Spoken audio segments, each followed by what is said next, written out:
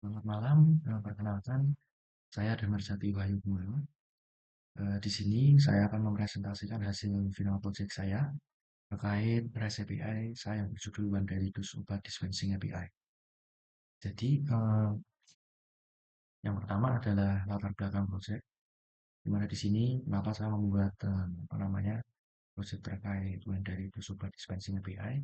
Yang pertama adalah mengatasi terkait permasalahan pada pengelolaan transaksi resep obat manual yang masih berpotensi untuk menimbulkan permasalahan seperti kesalahan pencatatan stok obat, proses dispensing yang kurang terkontrol, serta pencatatan pembayaran yang tidak terintegrasi.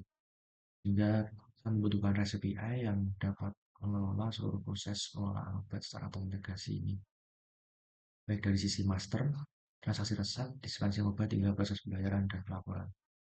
Tujuan project sendiri, adanya project REST API berbasis Golang ini saya bertujuan untuk membangun sebuah backend system yang membantu pengelolaan obat, pasien, transaksi hingga laporan pada sebuah apotek atau sistem farmasi yang terintegrasi.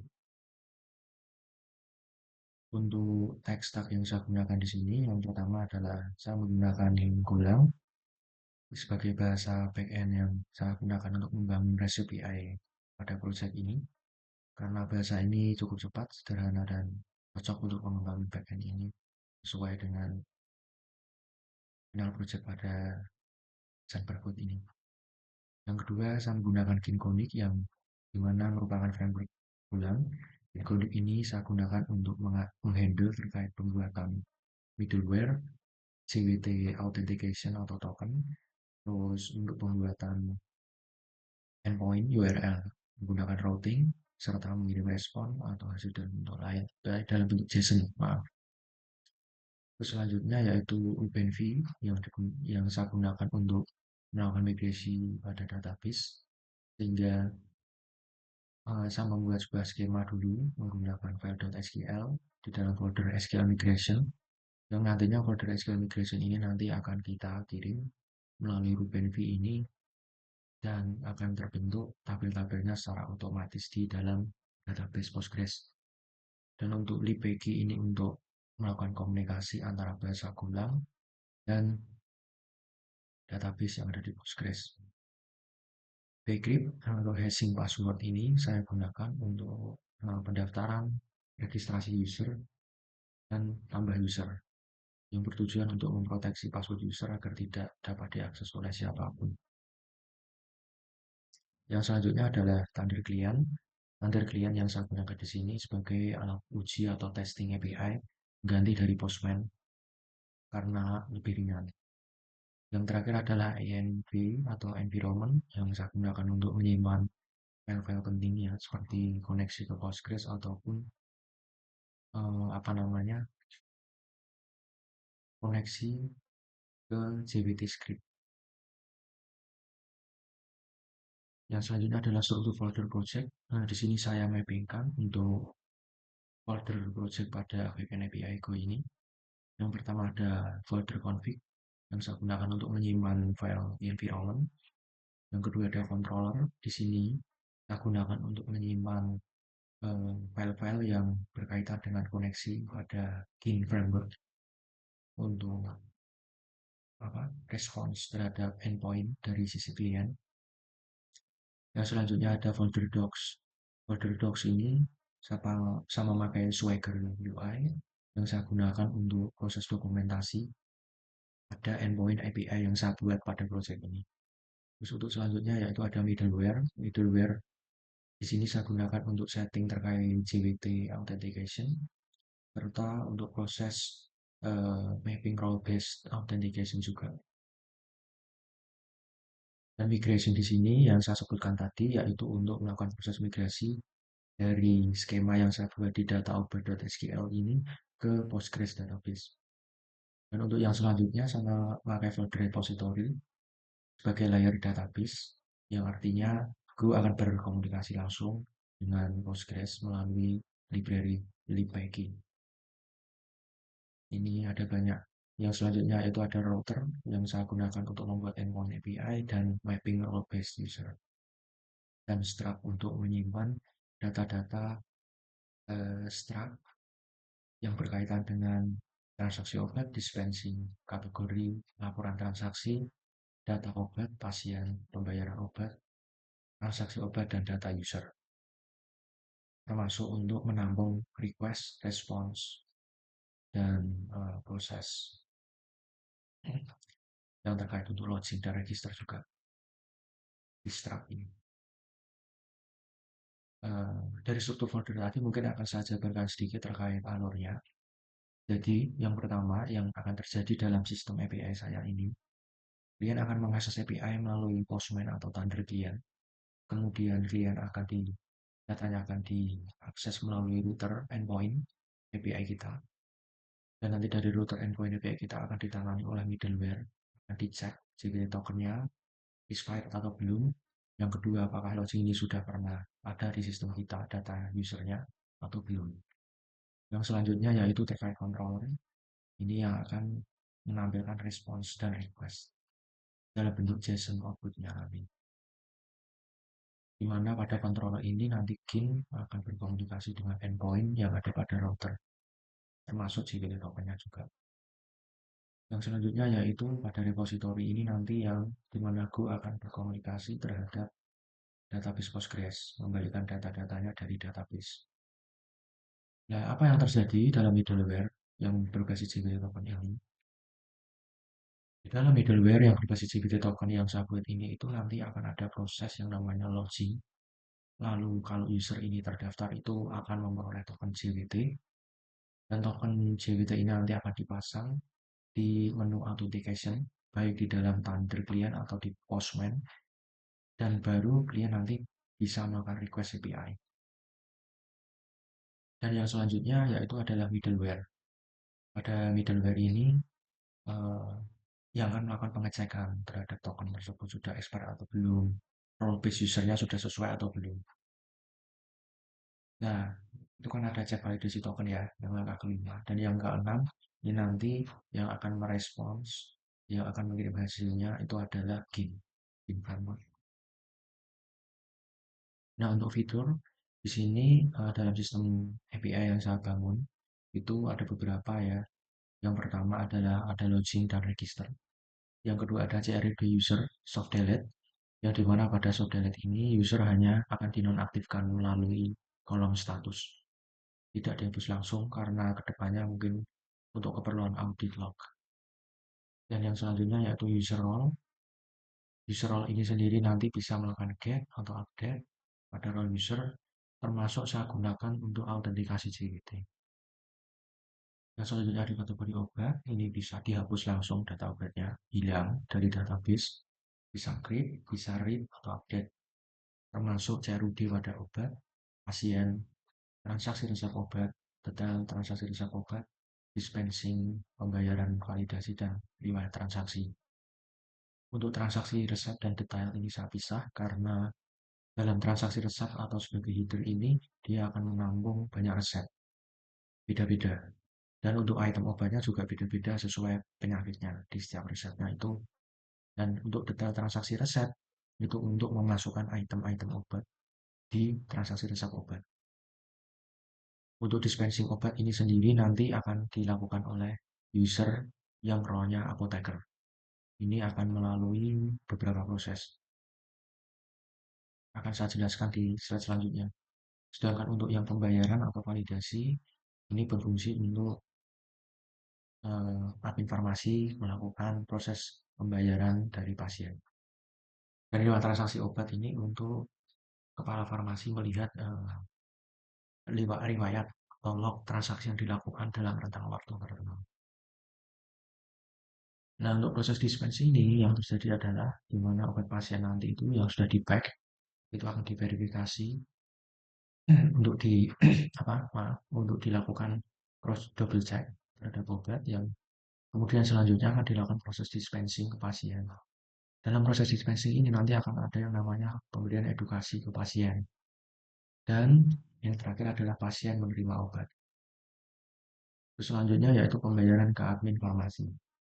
Kalau sudah pembayaran, ini yang harus terjadi dalam sistem adalah transaksi resep obat tidak dapat di cancel atau di pending. Get statusnya menjadi cancel atau depending itu harusnya sudah tidak bisa. Yang selanjutnya adalah struktur tabel ERD. Di sini saya ada beberapa tabel, user obat, transaksi obat, detail transaksi, tabel obat, kategori obat, pasien, dan dispenser. Relasi user terhadap transaksi obat adalah one to many, di mana user bisa melayani banyak transaksi. Relasi transaksi obat terhadap detail transaksi obat adalah one to many juga. Satu header set bisa diisi oleh banyak detail transaksi obat, banyak item obat sekaligus. Namun, terjadi sebaliknya, relasi antara detail transaksi obat terhadap transaksi obat, yaitu one to one, di mana satu detail transaksi hanya untuk satu resep. Tidak bisa satu detail transaksi ini dari resep satu dipindah ke resep lainnya. Nggak bisa. Terus yang selanjutnya yaitu kategori obat terhadap obat ini one to many. Satu kategori obat bisa digunakan untuk banyak obat sekaligus. Misalkan nih obat mata itu bisa digunakan, kategori obat mata ini bisa digunakan untuk tambah obat pada install atau sedositrol. Itu kan kategorinya obat mata. Dan untuk pasien, ini juga terhadap transaksi obat juga one to many. Di mana untuk satu pasien bisa memperoleh banyak resep sekaligus dalam hari itu juga. Dan untuk proses dispensing sendiri ini, user obat terhadap tabel dispensing ini juga one to many, di mana satu user apoteker bisa melakukan dispense terhadap banyak pasien. Nah, lebih seperti itu.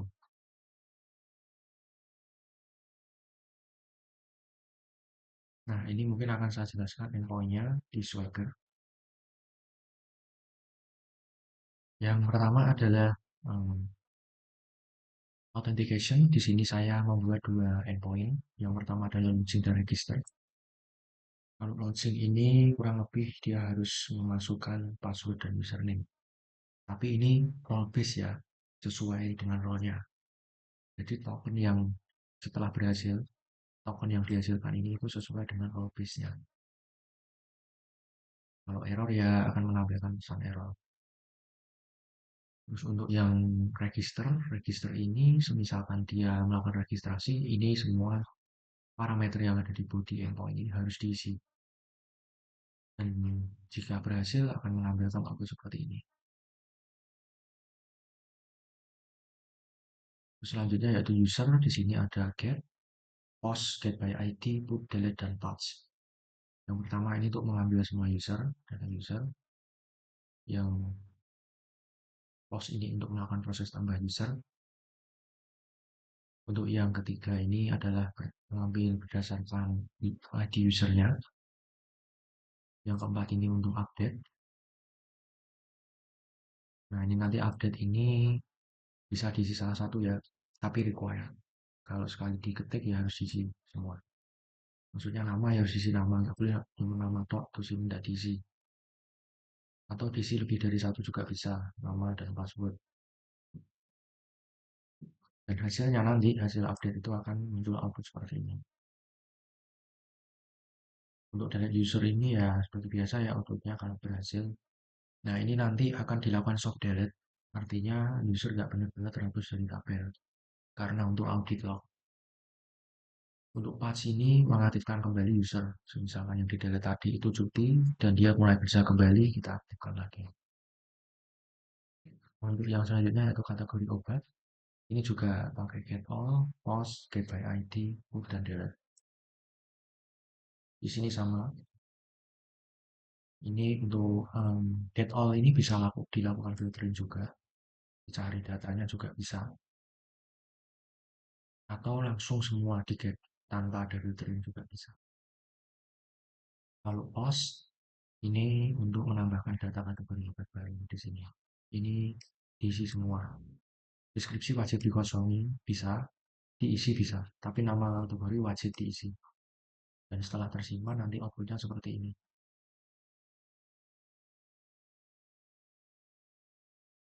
Terus untuk selanjutnya udah get ini by ID ya sama ya. Ini nggak array lagi tapi objek. Nampilkan hanya satu data aja sesuai ID-nya. ID kategori obat. Untukku juga sama ini untuk melakukan update. Update ini bisa salah satu. Bisa deskripsinya aja atau mau langsung nambah kategorinya aja juga bisa. Ini outputnya jika sukses. Dan untuk delete, ini kurang lebihnya juga sama. Kalau proses delete ini langsung menghapus item kategori itu dari tabel. Hilang. Berlaku juga obat sama. Dia akan terdiri dari ini saya juga ngambil terkait mencari kategori obat untuk melihat jenis obat sesuai dengan kategori tertentu. Jadi misalkan kita cari kategori obat yang ID-nya 1, itu nanti akan tertampil ada berapa obat. Nah itu nanti kalau berhasil, outputnya akan seperti ini. Ini saya membuatnya pakai select join. Ini untuk kayak obat ini sama. Ini juga bisa dilakukan filtering juga di sini atau langsung mencari semua data kan bentuknya array. Ini yang selanjutnya yaitu adalah post. Post di sini itu digunakan untuk menambahkan data obat baru dalam sistem. Dan kalau berhasil nanti outputnya akan seperti ini. Nah ini untuk get obatnya sendiri. Ini kalau by ID itu berarti sesuai ID obatnya. Nanti akan tampil dalam bentuk objek. Nggak ada lagi. Nah ini input juga sama. Untuk informasi obat ini juga dia langsung apa namanya mengambil data obat sesuai untuk mengupdate data obat sesuai dengan ID-nya. Maaf. Kalau sudah diupdate nanti akan muncul hasilnya seperti ini. Dan yang selanjutnya untuk delete obat ini juga langsung menghapus dari tabel database. Untuk pasien juga sama. Pasien ini melakukan untuk pencarian data atau get all semua pasien, baik menggunakan filter ataupun non-filter, menggunakan konteks query. Biasanya kan kalau yang digunakan pelatihan itu pakai konteks parang, ini pakai konteks query. Sama seperti yang atas tadi ini.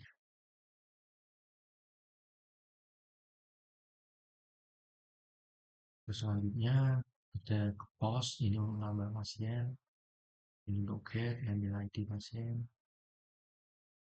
Ini yang ID-nya dia nggak pakai array objek. Untuk ini untuk update.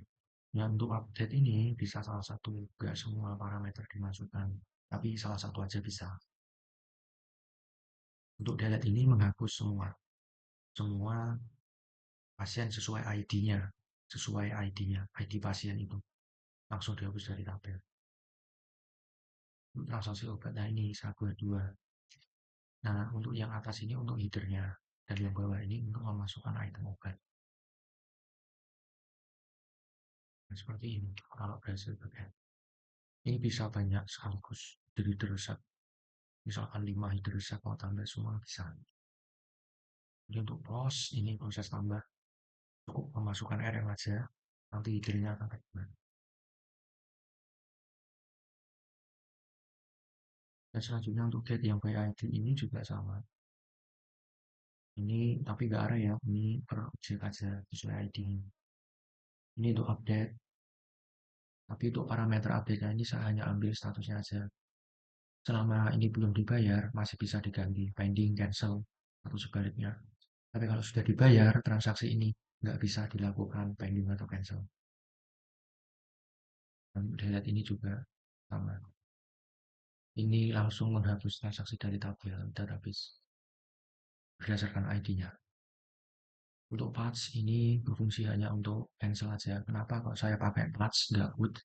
Karena di patch ini saya hanya mengupdate langsung statusnya dari cancel menjadi pending, tidak di query.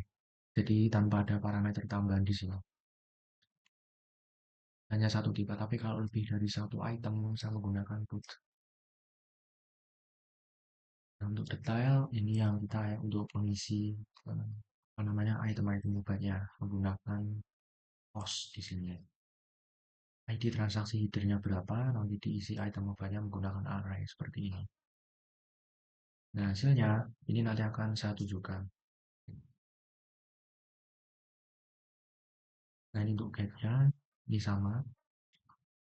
Untuk proses get ini mengambil berdasarkan item obatnya, bukan header dari resepnya, tapi item-item obatnya. Tapi apakah kode header resepnya ada? Ada. Jadi nanti detail transaksi ini punya kode transaksi sendiri, kodenya RSP, di RSP, kalau yang header itu kodenya RSP.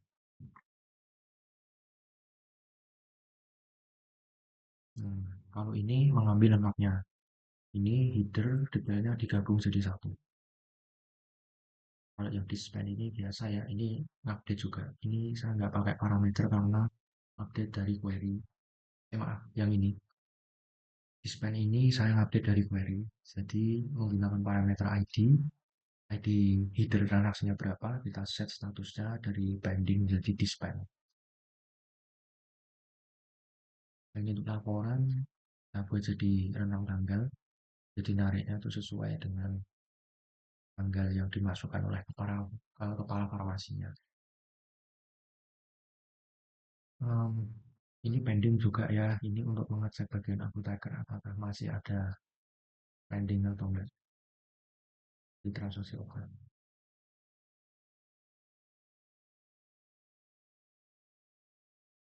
Oke, mungkin sekian ya yang bisa saya sampaikan dari hasil presentasi saya terkait final project Sunbergood ini terkait one dose daily, one daily dose obat dispensing API ini. Terima kasih dan untuk demo menyusul. Selamat malam.